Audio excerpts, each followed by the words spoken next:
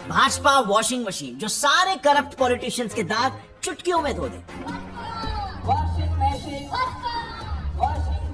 Modi washing powder, हर घोटालेबाज को मंत्री बनाने की पूरी जिम्मेदारी, ऐसा कहना है ऑपोजिशन पार्टीज का।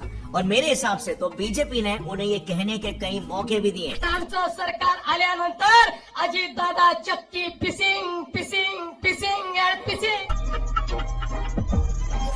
सेम एलिगेशंस लगे आसाम के सीएम हिमंत बिस्वा शर्मा जी पर, जो 22 साल कांग्रेस पार्टी में रहे। 2013 में इन पर सीबीआई जांच बैठी, लेकिन ऑपोजिशन का कहना है कि 2015 में इनके बीजेपी ज्वाइन करते ही केस खत्म। और बाय द वे ये कोई छोटे मोटे लीडर्स नहीं है, ये सब एक टाइम पर ऑपोजिशन पार्टीज के टॉप लीडर्स थे, जो आज बीजेपी के प्रोमिनेंट लीडर्स बन चुके हैं। इनफैक्ट 2014 से 2021 तक ऐसे 253 कैंडिडेट्स हैं जो अपनी अपनी पार्टीज के एमएलए या एमपी पोजीशंस को छोड़कर बीजेपी ज्वाइन कर चुके हैं। अब इसमें प्रॉब्लम क्या है? वेल, खुद कांग्रेस लीडर मल्लिकार्जुन खड़गे का ये कहना है कि आखिरी चुनाव है, इस बार मोदी अगर फिर से आए तो इसके बाद से ना ही चुनाव होंगे और ना ही देश में लोकतंत्र बचेगा, भारत में तानाशाही शुरू हो जाएगी। ये आखिरी चुनाव है, मोदी अगर फिर से आए तो नए चुनाव होंगे, नहीं करने देगा और डिक्टेटरशिप आएगी। लेकिन सिर्फ कांग्रेस लीडर्स का ऐसा कहना नहीं है। 5 फरवरी 2024 को खुद पीएम मोदी ने पार्लियामेंट में ये ओपनली स्टेटमेंट दे दिया कि उनकी सरकार का थर्ड टर्म आने में ज्यादा से ज्यादा 125 दिन बाकी है। अब हमारी सरकार का तीसरा कार्यकाल भी बहुत दूर नहीं है और इस बार तो बीजेपी 370 सीट से भी ज्यादा सीट से जीतने वाली है। एनडीए को तो 400 पार कर पाई के रहेगा। आखिर में इतना कॉन्फिडेंस कैसे? क्या बीजेपी के पास वाकई में कोई मास्टर स्ट्रैटेजी है जिससे वो एक एक करके सारे विपक्षों को खत्म कर रही है, उनके नेताओं को अपने पार्टी में शामिल करके? अब अगर बीजेपी शामिल भी करना चाहे तो भी वो नेता क्यों बीजेपी में शामिल हो भी रहे? क्या उन्हें कोई घूस दे रहा है या फिर उन पर वाकई में सेंट्रल एजेंसीज के थ्रू दबाव डालकर उन्हें धमकाया जा रहा है? आज हम ये सब कुछ इन डिटेल जानेंगे, बीजेपी की स्ट्रैटेजी क्या है। अब तक हमारे एनालिसिस के हिसाब से बीजेपी 3 तरीकों से नेताओं को अपने साथ जुड़ने पर मजबूर कर रही है। लेकिन सवाल ये भी उठता है कि फिर क्या ऑपोजिशन पार्टीज दूध के धुले में? Is everything truly fair in love, war and politics? ये ऑपोजिशन पार्टीज जो बीजेपी पर आरोप लगा रहे हैं, क्या उन्होंने ये कारनामे कभी नहीं किए? Well, Congress, Aam Aadmi party, TMC, Shiv Sena and of course BJP, आज हम इन सारे पार्टीज की कुंडलियां खोलकर वो राज सामने लाएंगे जो यूजुअली मीडिया चैनल्स आपको नहीं बताते। आज हम इस वीडियो में एक टोटली अनबायस्ड और रियल पॉलिटिकल सिनेरियो आप सभी के सामने रखेंगे, ताकि आप भी समझ सको कि गहराई में पॉलिटिक्स आखिर क्या है और पॉलिटिशियंस को क्या क्या दांवपेच खेलने पड़ते हैं। और ये सब देखकर मे बी आप ये समझ पाओ कि क्यों मोस्ट ऑफ द पॉलिटिशियंस को दोगला कहा जाता है। और अंत में हम हमारे एनालिसिस से ये भी कंक्लूड करेंगे कि क्या इंडिया के करंट पॉलिटिकल सिनेरियो में वाकई में डेमोक्रेसी खतरे में है क्या? So let's start right away with the most burning question: Is BJP truly killing competition? तो दोस्तों, आपने ये देखा होगा कि आजकल मीडिया में ये नैरेटिव काफी वायरल हो रहा है कि जल्द ही जल्द इंडिया में 1 पार्टी रूल आने वाला है और डेमोक्रेसी खत्म होकर तानाशाही शुरू होने वाली है। ये एलिगेशंस आपको ऑलमोस्ट हर ऑपोजिशन पार्टी से मिल जाएंगे, जिसमें वो बीजेपी को कंडेम कर रहे हैं अनफेयर तरीकों से उनके नेताओं को चुराने के लिए। अब अगर हम वो सारे नेताओं की हिस्ट्री देखें जिन्होंने भी अपने पार्टीज को छोड़कर बीजेपी ज्वाइन किया है, तो इतना तो समझ में आ जाता है कि बीजेपी को ये लोग 3 वजहों से ज्वाइन कर रहे हैं। पहली टैक्टिक है हॉर्स ट्रेडिंग। साल 2014 बीजेपी पार्टी की हिस्ट्री का वो सुनहरा साल था जब बीजेपी 1 दशक के बाद फिर से पावर में आई थी, यानी कि रूलिंग पार्टी बनी थी। बट क्या बीजेपी की जीत के जिम्मेदार सिर्फ और सिर्फ उनकी अच्छी इमेज थी? Well, according to opposition parties, बिल्कुल भी नहीं। बीजेपी पर ऑपोजिशन ने कई बार हॉर्स ट्रेडिंग जैसे इनफेमस टैक्टिक को यूज करने के एक्यूजेशंस लगाए। बेसिकली दूसरी पार्टीज के मेंबर्स को पैसों या पोजीशन की लालच देकर उन्हें अपनी तरफ अट्रैक्ट करना, इसे हॉर्स ट्रेडिंग कहते हैं। चलो इसे समझने के लिए 3 काफी बड़े और प्रोमिनेंट मिनिस्टर्स के केस एग्जांपल से समझते हैं। Starting with Maharashtra. ये है नारायण राणे जी, जो महाराष्ट्र के एक्स सीएम तक रह चुके हैं। इन्होंने शिवसेना के साथ अपने पॉलिटिकल करियर की शुरुआत की थी, पर 2005 में खुद शिवसेना के सुप्रीम लीडर बाला साहेब ठाकरे जी ने नारायण राणे को पार्टी से एक्सपेल कर दिया था और उन्होंने कांग्रेस पार्टी फिर ज्वाइन कर ली, जहां पर उनको यकीन दिलाया गया कि 6 महीने के अंदर वो चीफ मिनिस्टर बन सकते हैं और बनाए जाएंगे। अनफॉर्चुनेटली 12 साल के इंतजार के बाद भी इन्हें सीएम की पद नहीं दी गई कांग्रेस के रूल में। बट इस पूरे दौर में महाराष्ट्र के रत्नागिरी रीजन में उन्होंने एक अपनी स्ट्रॉन्ग पॉलिटिकल होल्ड बना ली। ऑन दी अदर हैंड 2019 के इलेक्शन से पहले बीजेपी को एक ऐसा ही स्ट्रॉन्ग फेस चाहिए था जो रत्नागिरी में बीजेपी का स्टैंड स्ट्रॉन्ग कर सके। सो नारायण राणे 2018 में बीजेपी ज्वाइन करके उनके लिए यही फेस बने और बदले में बीजेपी ने उन्हें माइक्रो, स्मॉल और मीडियम एंटरप्राइजेस MSME का यूनियन मिनिस्टर बना दिया। अब मध्य प्रदेश के मिनिस्टर ज्योतिरादित्य सिंधिया के केस में भी आपको ऐसी ही सिमिलैरिटी देखने को मिलेगी, जिनकी फैमिली 2 जनरेशन से, यानी इनके पिता माधवराव सिंधिया और ये खुद कांग्रेस के नेता थे। इनका पूरे मध्य प्रदेश के पॉलिटिक्स में एक बहुत ही स्ट्रॉन्ग होल्ड था। इसके बावजूद कांग्रेस पार्टी में इन्हें मनचाही पोजीशन पाने में बहुत परेशानी हो रही थी। So here also comes BJP to the rescue, जिन्होंने इनके MP पॉलिटिक्स पर स्ट्रॉन्ग होल्ड को लेवरेज करने के लिए इन्हें स्टील और सिविल एविएशन मिनिस्ट्री देने का ऑफर किया। अब ये स्ट्रैटेजी इतनी सक्सेसफुल रही कि ज्योतिरादित्य, जो कई दशकों से बीजेपी के विद्रोह में बोल रहे थे, मैं मोदी जी और उनकी सरकार को कहना चाहता हूं कि कांग्रेस पार्टी का एक एक सांसद और कार्यकर्ता न कभी झुका है। हमारे गर्दन कट जाए लेकिन हम झुकेंगे नहीं। ये एक संदेश हम इस अधिवेशन से भेजना चाहते हैं। वो खुद तो बीजेपी के पास गई, लेकिन अपने साथ साथ 22 MLAs को भी लेकर गई। सेम चीज अगर आप देखोगे तो आसाम में भी हुआ। आसाम के फॉर्मर CM तरुण गोगोई के बाद अगर CM बनने की रेस में कोई थे तो वो थे Himanta Biswa Sharma, north east politics के किंग। बीजेपी ने इन्हें भी ऑफर दिया कि बीजेपी ज्वाइन करते ही ये CM पोजीशन के लिए फर्स्ट चॉइस होंगे, और जैसे ही उन्होंने पार्टी ज्वाइन की, ये आसाम के CM भी बन गए। और अभी हाल ही में हमने इनके ऊपर एक वीडियो भी बनाया था कि इनका स्टैंस, इनकी आइडियोलॉजी भी बहुत ही ज्यादा प्रो बीजेपी हो गई ऑल ऑफ अ सडन। और Assam as of now has become the first state to ban polygamy in India. लेकिन एक मिनट, हिमंता बिस्वा शर्मा ने बीजेपी ज्वाइन करना सिर्फ हॉर्स ट्रेडिंग टैक्टिक की वजह से नहीं किया था। यहाँ पर एक कॉरेक्ट टैक्टिक पिक्चर में आ जाती है, और वो है सेंट्रल एजेंसीज को अपने लेवरेज के लिए इस्तेमाल करना। क्या आप जानते हो हमारे पार्लियामेंट में 40% ऐसे नेता चुनकर आए हैं जिन पर क्रिमिनल केसेस दर्ज है। Can you believe that? लेकिन इसके बावजूद ये पॉलिटिक्स में जीत कैसे जाते हैं? ऐसा क्यों है कि ईमानदार लोग चुनकर नहीं आ पाते लेकिन क्रिमिनल्स जीत जाते हैं? आज एक आम इंसान सारी जिंदगी मेहनत करता है सिर्फ ताकि उसका परिवार अच्छी जिंदगी जी सके, लेकिन फिर कैसे इन नेताओं के पास इतने अरबों जमा हो जाते हैं कि इनकी पीढ़ी दर पीढ़ी अमीरों वाली जिंदगी जी पाए। सो काफी नेताओं पर क्रिमिनल केसेस दर्ज है और उनकी कहानियां इंटरेस्टिंग तो है पर काफी सीक्रेटिव भी। लेकिन अगर आप ये सभी सवालों के जवाब जानना चाहते हो तो I would highly recommend Kuku FM की ये audio show behind closed doors, राजनीति और अपराध, जो काफी अच्छे से बताती है कि पॉलिटिक्स और क्राइम की दुनिया कैसे इतनी क्लोजली रिलेटेड है। अगर आपको पॉलिटिक्स और इंडियन हिस्ट्री में इंटरेस्ट है तो आप इजीली कुछ काम करते समय या वर्कआउट करते वक्त इसे सुन सकते हो। नीचे डिस्क्रिप्शन में मैंने एक 50% ऑफ का कूपन कोड भी डाल दिया है, गौरव50, जिससे आपको एक पूरे महीने का सब्सक्रिप्शन सिर्फ 49 रुपीज में मिल जाएगा। ये सब्सक्रिप्शन सिर्फ फर्स्ट मंथ के लिए वैलिड है और लिमिटेड है, और इसीलिए जल्दी अवेल करना। और अब लौट आते हैं वापस से हमारे टॉपिक पे, क्योंकि पॉलिटिक्स में क्राइम काफी कॉमन है और इसीलिए आपने देखा होगा, एक तो वो ये करते हैं कि अगर किसी और की सरकार बन जाए बीजेपी के अलावा तो उसके सारे नेताओं के ऊपर ईडी और सीबीआई छोड़ देते हैं। CBI ইনকাম ট্যাক্স প্রথমে ইডিকে পাঠিয়েছে, তারপরে তার বন্ধু বিজেপি ঢুকেছে ইডিকে সাথে নিয়ে। अब देखो ऑपोजिशन ना किसी भी पार्टी की हो, आम आदमी पार्टी, कांग्रेस, TMC, जो भी, सबके मुंह से आपने एक बात बार बार सुनी होगी कि बीजेपी एक वॉशिंग मशीन की तरह है जो सारे भ्रष्ट नेताओं के पाप धो देती है।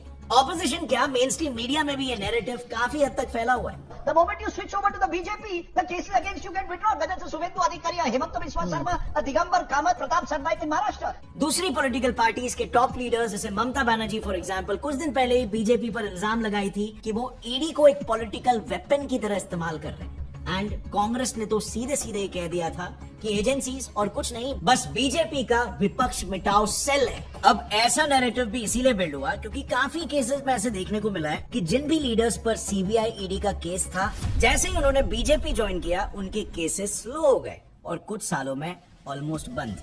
हालांकि इन सारे पॉइंट्स पर बीजेपी के साइड की क्या स्टोरी है, उनके क्या काउंटर आर्ग्यूमेंट्स है, वो भी हम डिस्कस करेंगे ताकि आपको दोनों पहलू समझ में आए। लेकिन फिलहाल हिमंता बिस्वा शर्मा पर वापस से आते हैं। सो क्या बीजेपी वाकई में ईडी और CBI जैसे सेंट्रल एजेंसीज की हेल्प से लोगों को डराकर अपने पॉलिटिकल स्टैंड को स्ट्रॉन्ग कर रही है? वेल, हिमंता बिस्वा शर्मा के केस को थोड़ा सा डिटेल में समझते हैं। साल 2013 में पूरा इंडिया शारदा स्कैम की बात कर रहा था। वो स्कैम जिसमें इन्वेस्ट करने वाले लोगों को उनके इन्वेस्टेड अमाउंट्स पर हाई रिटर्न्स प्रॉमिस किए थे, लेकिन उनके सारे पैसे डूब गए। लोगों का गुस्सा फूट पड़ा है। कोलकाता के सड़कों पे उतर के निवेशक जो हैं, जिन्होंने इस समूह में पैसा लगाया है, जो इन्वेस्टर हैं, वो अपना गुस्सा जाहिर कर रहे हैं यहाँ पे। और इसके वजह से 200 इन्वेस्टर्स ने सुइसाइड तक कर लिया था। और इस पूरे स्कैम के सेंटर में थे हेमंत बिस्वा शर्मा, क्योंकि उनके ऊपर ही एलिगेशंस लगे थे कि वो इस स्कैम में इन्वॉल्व थे, जिस इन्वॉल्वमेंट की वजह से सीबीआई बार बार उन्हें अपने ऑफिस के चक्कर लगवा रही थी। Hemanta Biswa Sarma, who's reached the CBI office in Kolkata, he will be questioned in connection with the Sardha chit fund scam. लेकिन 2015 में जैसे ही उन्होंने बीजेपी ज्वाइन किया और उन्होंने अपने साथ 9 और कांग्रेस एमएलएस को भी बीजेपी ज्वाइन करवाया, 4 सालों तक कोई कार्रवाई नहीं हुई और 2019 को ये केस हेमंत जी के खिलाफ बंद हो गया। इनफैक्ट अमित शाह जी के एक इंटरव्यू में जब रिपोर्टर्स ने उनसे ये सवाल किया कि हेमंत बिस्वा शर्मा भ्रष्टाचारी थे या नहीं, तो उन्होंने भी बात को अवॉइड कर लिया। चले भैया जी, मैं जवाब देना नहीं चाहता इसका, इस तरह से क्वेश्चन नहीं करते भैया। एंड नॉट सो सरप्राइजिंगली यही सेम पैटर्न और भी कई टॉप लीडर्स के साथ हुआ है। महाराष्ट्र में हमेशा से स्टेट पार्टीज यानी कि लोकल पार्टीज जैसे एनसीपी और शिवसेना स्ट्रॉन्गेस्ट पॉलिटिकल पार्टीज रही है, बट आज आप देखोगे कि दोनों भी पार्टीज के टॉप लीडर्स ने अपनी अपनी पार्टीज को छोड़कर बीजेपी को ज्वाइन कर लिया है। जैसे नेशनलिस्ट कांग्रेस पार्टी एनसीपी के अजीत पवार, एनसीपी में शरद पवार के बाद नंबर 2 पोजीशन होल्ड करने वाले अजीत पवार ही थे और ईडी इन्हें एक नहीं बल्कि कई घोटालों के लिए इन्वेस्टिगेट कर रही थी, जिसमें सबसे बड़े एलिगेशंस थे 70,000 करोड़ के इरिगेशन स्कैम और महाराष्ट्र स्टेट कोऑपरेटिव बैंक के fraud. Story this morning, trouble mounts for Maharashtra Deputy Chief Minister Ajit Pawar in the cooperative bank scam.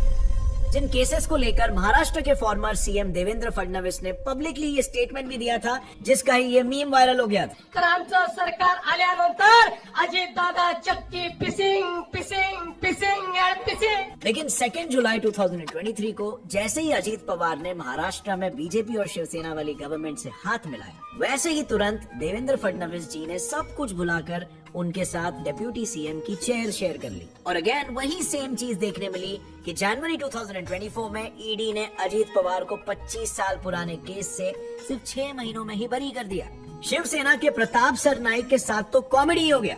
Pratap Maharashtra के करंट सीएम एकनाथ शिंदे के क्लोजेस्ट एड है, जो भी 2020 में ईडी के रेडार पर थे और बार बार ईडी ऑफिस के चक्कर लगा रहे थे। इन पर इल्जाम था कि 2020 में टॉप्स ग्रुप को एक गवर्नमेंट प्रोजेक्ट देकर इन्होंने 7 करोड़ की रिश्वत ली है, लेकिन 2022 में इनके बीजेपी से जुड़ते ही सिर्फ 2 महीने बाद केस बंद हो गया। And can you guess ED के इकोनॉमिक ऑफेंसेस विंग ने केस क्लोज करने का रीजन क्या दिया? ये पूरा केस सिर्फ एक गलती थी। फिर यही सेम पैटर्न आपको वेस्ट बंगाल पॉलिटिक्स में भी दिख जाएगा। शुभेंदु अधिकारी तृणमूल कांग्रेस के फाउंडिंग मेंबर और बंगाल सीएम ममता बनर्जी के खास एसोसिएट थे। नारदा स्टिंग केस में इन पर एफआईआर हुआ और 2016 में सीबीआई ने इनसे सवाल किए। सो बेसिकली नारदा न्यूज ने 2014 में एक स्टिंग ऑपरेशन किया था, जिसमें शुभेंदु के साथ और 2 से 3 टीएमसी के मिनिस्टर्स एक कंपनी से रिश्वत ले रहे थे। लेकिन इस नारदा न्यूज ने ये स्टिंग ऑपरेशन 2016 बंगाल इलेक्शंस के वक्त पब्लिक किया, जो काफी वायरल हो गया। और उसी साल शुरुआत में शुभेंदु को अरेस्ट जरूर किया, बट देन अगेन 2020 में ये बीजेपी ज्वाइन कर लेते हैं और 2021 इलेक्शन में ममता बनर्जी को हरा देते हैं नंदीग्राम सीट जीतकर। और बीजेपी ज्वाइन करने और ममता बनर्जी को हराने के बाद इनके केस को लेकर भी सब चुप बैठ गए, क्योंकि इनका नारदा केस की एफआईआर में नाम ही नहीं था। ममता बनर्जी बीजेपी की इसी टैक्टिक को देखकर बीजेपी को वॉशिंग मशीन बोल रही है, जहां घोटाले और क्राइम करने वाले जाते हैं और बेदाग होकर बाहर निकल कर आते हैं। Washing machine, washing machine. So basically अगर मैं सम अप करूं तो बीजेपी पर एलिगेशंस है कि वो अपनी पहली टैक्टिक में पैसे और पोजीशन का लालच देकर टॉप लीडर्स को अपनी पार्टी का मेंबर बना रहे हैं। और अगर वो लीडर्स इसके बाद भी नहीं मान रहे तो वो दूसरे तरीके से सेंट्रल एजेंसीज की मदद से इन लीडर्स को अपनी पार्टी में आने के लिए फोर्स कर रहे हैं। अब जैसे कि मैंने कहा, हर केस को लॉजिकली समझने के लिए आपके पास दोनों साइड का पर्सपेक्टिव होना चाहिए। सो अब ये देखते हैं कि बीजेपी का अपने इन एलिगेशंस पर क्या काउंटर आर्ग्यूमेंट है, क्योंकि इन्हीं सवालों पर पर हमेशा बीजेपी को ग्रिल किया जाता है मीडिया में भी। सो इंडिया टुडे के एक इंटरव्यू में न्यूज एंकर राजदीप सरदेसाई ने BJP spokesperson Shehzad Poonawalla से एक क्वेश्चन किया, ऐसा क्यों होता है कि ऑपोजिशन कैंडिडेट के बीजेपी ज्वाइन करते ही उसके अगेंस्ट जो भी केसेस हो उन्हें विड्रॉ कर लिया जाता है। इस पर शहजाद जी ने 2 आर्टिकल्स बताए। पहला आर्टिकल खुद इंडिया टुडे का था, जिसमें ईडी ने बॉम्बे हाई कोर्ट से टॉप्स ग्रुप केस क्लोजर के अगेंस्ट प्ली किया था। प्रताप सरनाइक जब उद्धव सेना में थे, एमवीए की सरकार मतलब उद्धव जी की सरकार थी,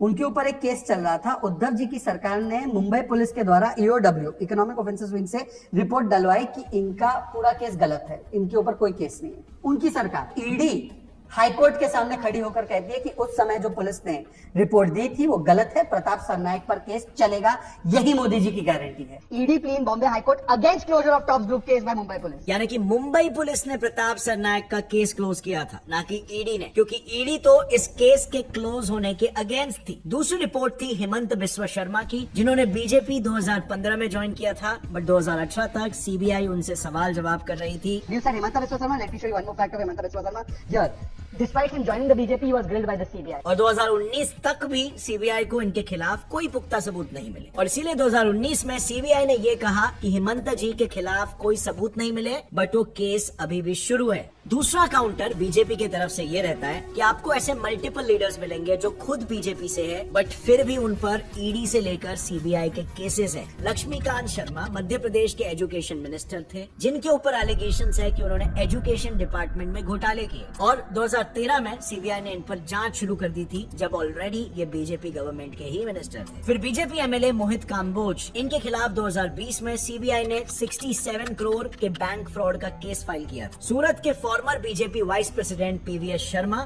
जो पहले इनकम टैक्स डिपार्टमेंट में काम करते थे, उन पर भी ईडी ने मनी लॉन्ड्रिंग केस में रेड कंडक्ट किया था और 2.7 करोड़ रिकवर भी किया था। अजीत पवार के आने के बाद से उनके ऊपर जो आरोप लगा है करप्शन का, उसके ऊपर आपकी पार्टी कुछ करेगी या नहीं करेगी? हमारी पार्टी का स्टैंड बिल्कुल क्लियर है। किसी पर भी कोई भी आरोप हो, केस हो, वो जैसे है वैसे ही चलता रहे। So you're saying the cases will continue. I'm saying why ally? I'll tell you the reason. Because in the heat of political statements, lot of statements are made back and forth. Somebody may call me corrupt. I may call somebody corrupt. The one thing we all rely upon is a court judgment. So basically BJP का defence है कि वो अलग अलग parties के नेताओं के साथ अलायंसेस जरूर करते हैं, लेकिन उनके ऊपर पैरेलली केसेस जरूर चालू रहते हैं। अगर जुडिशियल प्रोसीडिंग्स के थ्रू वो गिल्टी पाए जाए तो उन्हें सजा जरूर मिलेगी। सो ये तो हुए कुछ पॉलिटिकल स्ट्रैटेजीज जो एक्चुअली हर एक सरकार करती ही है। हम आगे इस मुद्दे को और भी डिटेल में कवर करेंगे कि कैसे बाकी के सरकारों ने भी इन्हीं टैक्टिक्स का इस्तेमाल किया है और आज यही बीजेपी पर उंगली उठा रहे हैं। लेकिन coming to BJP tactics, so BJP इनके अलावा अपना तीसरा सबसे बड़ा हथियार माइंड गेम्स यानी साइकोलॉजिकल टैक्टिक्स को भी यूज कर रही है, जिसे मेरे हिसाब से आम इंसान तो क्या शायद पॉलिटिकल पार्टीज भी नहीं समझ पा रहे। एंड द नास्टियर पार्ट इज कि बीजेपी ये साइकोलॉजिकल गेम 2014 इलेक्शन जीतने से पहले से ही खेल रही थी। काफी इंटरेस्टिंग है, चलो समझते हैं। एक काम करना, आप बस यूट्यूब पर जाओ और वहाँ पर राहुल गांधी लिखो। आपको उनके न्यूज और स्पीचेस के सजेशंस कम, बल्कि Rahul Gandhi funny speech, Rahul Gandhi funny moments, Rahul Gandhi comedy और राहुल गांधी सॉन्ग्स जैसे सजेशंस ज्यादा मिलेंगे। इवन गूगल पर भी राहुल गांधी मीम्स लिखते ही मीम्स का पूरा भंडार आपके सामने आ जाता है। सो नाउ यू टेल, क्या इस सब के बाद राहुल गांधी को एज अ पीएम कैंडिडेट लोग सीरियसली ले भी पाएंगे? वेल, इसके पीछे सबसे बड़ा रोल है बीजेपी का। 2014 के लोकसभा इलेक्शन में एक तरफ बीजेपी ने पीएम मोदी को डिजिटल कैंपेनिंग करके एक स्टार बनाया, बट दूसरी तरफ उन्होंने सबसे बड़े ऑपोजिशन लीडर राहुल गांधी के फेस को एक मीम मटेरियल की तरफ पेश करना शुरू कर दिया। इस स्ट्रैटेजी से हुआ ये कि उन्होंने इजीली अपने ऑपोजिशन लीडर को जनता की नजरों में एकदम से इररिलेवेंट बना दिया, मीम मटेरियल बना दिया, ताकि कल को अगर कोई वो लॉजिकल पॉइंट पर बीजेपी को काउंटर भी करे तो जनता उनकी बातों को एकदम से इग्नोर कर दे, ये सोचकर कि ये तो कुछ भी बोलते रहता है। एग्जाम्पल के लिए आपने कई केसेस में देखा रहेगा कि राहुल गांधी की बात को आउट ऑफ कॉन्टेक्स्ट लेकर उसे एक मीम मटेरियल की तरह वायरल कर दिया जाता है। वो इनफेमस इधर से आलू डालो इधर से सोना निकलेगा वाला कॉमेडी स्पीच तो सभी ने सुना होगा, लेकिन बहुत कम लोगों ने उसका ओरिजिनल स्पीच सुना रहेगा। आलू के किसानों को कहा ऐसी मशीन लगाऊंगा, इस साइड से आलू घुसेगा, उस साइड से सोना निकलेगा, इतना पैसा बनेगा आपको पता नहीं होगा क्या करना है पैसे का। मेरे शब्द नहीं है, नरेंद्र मोदी जी के शब्द हैं। सो इससे भी बड़ा साइकोलॉजिकल गेम ना बीजेपी ने इंडिया अलायंस के साथ खेला है। ये वो अलायंस है जिसे 2023-24 में बनाया इसीलिए गया था ताकि 2024 के इलेक्शन में बीजेपी को सारे ऑपोजिशन पार्टीज मिलकर इलेक्शन में हरा सके। एंड माइंड यू, बीजेपी को हराने के लिए इस अलायंस में इंडिया की ऑलमोस्ट हर major political parties, in total to be precise 27 parties एक साथ जुड़ी थी। और इन्हीं पार्टीज में से एक बड़े चेहरे थे इंडिया अलायंस के फाउंडर नीतीश कुमार, जिन्हें इस पूरे अलायंस का मास्टरमाइंड तक माना जा रहा था। बट बीजेपी ने बड़े ही स्मार्टली अपने फर्स्ट टैक्टिक का इस्तेमाल करके नीतीश कुमार को ही अपने तरफ कर लिया। और इसका साइकोलॉजिकल इम्पैक्ट ये हुआ कि मास्टरमाइंड के पार्टी बदलते ही अब इस अलायंस में कोई रहना ही नहीं चाहता था। इनफैक्ट नीतीश कुमार के बाद आम आदमी पार्टी और टीएमसी पार्टीज भी ये अलायंस छोड़ चुकी है। यानी बीजेपी ने इलेक्शन शुरू होने से पहले ही अपने ऑपोजिशन को बिना टच किए साइकोलॉजिकली ही उन्हें मात दे दी। और ये जीत 2024 के इलेक्शंस में इनके लिए काफी फायदेमंद साबित होगी। सो जैसे कि मैंने पहले बताया था, बीजेपी की यही 3 टैक्टिक्स ही मीडिया में सिंगल पार्टी सिस्टम आएगा इस नैरेटिव को धुआं दे रही है, फ्यूल दे रही है। लेकिन जैसे कि मैंने ये भी बताया था कि इस चीज पर भी हम बात करेंगे कि बीजेपी अकेली पार्टी नहीं है जो इन टैक्टिक्स को यूज कर रही है। हमारे एनालिसिस के हिसाब से हर political party, you name it, इस टाइप के टैक्टिक्स को पावर में बने रहने के लिए यूज कर चुकी है, करती आई है और मौका मिलते ही करती है। सो कांग्रेस की बात करते हैं सबसे पहले। ये भी अपने प्राइम डेज में बीजेपी के अगेंस्ट सेम ही टैक्टिक्स यूज कर चुके हैं। 2004 में एक एक्स आईबी ऑफिसर ने यह क्लेम किया कि यूपीए ने नरेंद्र मोदी को इशरत जहां केस में फंसाने की कोशिश की थी। और उनका कहना था कि उन्हें खुद लालच दिया जा रहा था कि वो इस केस में झूठी गवाही दे। इसके बाद आईबी के पूर्व डायरेक्टर राजेंद्र कुमार का बयान आया है, जो कांग्रेस की अगुवाई वाली यूपीए की सरकार पर सवाल खड़े कर रहे हैं। राजेंद्र कुमार ने कहा है कि मोदी पर हमला करने के लिए यूपीए सरकार ने जानबूझकर इशरत जहां का सच छिपाया। और सिर्फ नरेंद्र मोदी नहीं, बल्कि 2010 में अगेन एक आईपीएस गीता जौहरी ने खुद सुप्रीम कोर्ट में प्रूफ सबमिट किए, जिसमें यह बताया गया कि उस दौरान अमित शाह को भी जेल भेजने के लिए सीबीआई के थ्रू एक आईपीएस ऑफिसर पर प्रेशर डाला जा रहा था। लेकिन ये सब के बाद कोर्ट में केस चला और लास्ट में दोनों को बाइज्जत बरी मिली।